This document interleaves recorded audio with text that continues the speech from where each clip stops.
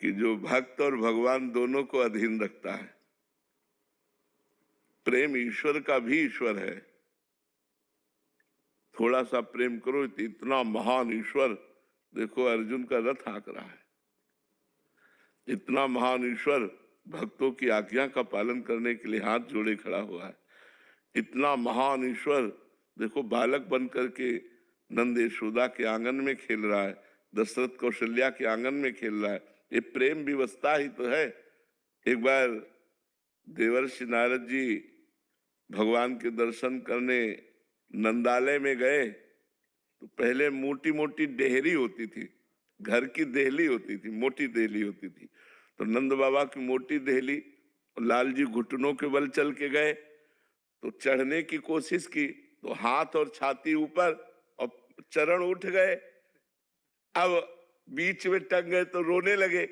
और देवर्षि नारद जी भगवान के दर्शन करने गए थे तो देखा ये वो भगवान जिन्होंने अपना एक चरण बढ़ाया तो ब्रह्मलोक तक पहुंच गया।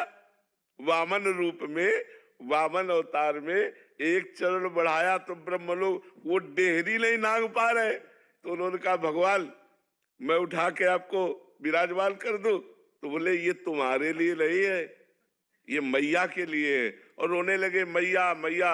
मैया भागती हुई आई और दासियों को डांटा, रे मेरे लाला, और उठाकर।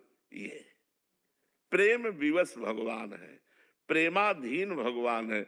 इसीलिए प्रेम भगवान का भी भगवान है। जो प्रेम है वो भगवान का भी भगवान है। अगर प्रेम किसी के भी हृदय में प्रकट हो जाए तो भगवान वहीं उसकी अधीनता स्वीकार कर।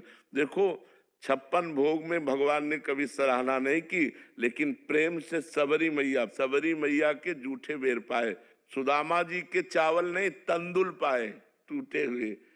और जो विदुरानी जी है केला फेंक देती थी, छिलका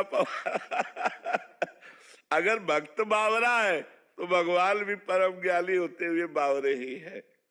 विदुर जी आए, उन्होंने देखा कि विदुरानी तो जो गूदा है वो तो फेंक रही है और छिलका मुंह में उनको होश ही नहीं है। तो विदुर जी ने दबकाया, अरे बावरी ये क्या कर रही है? और जब गूदा पवाने लगे तो कहा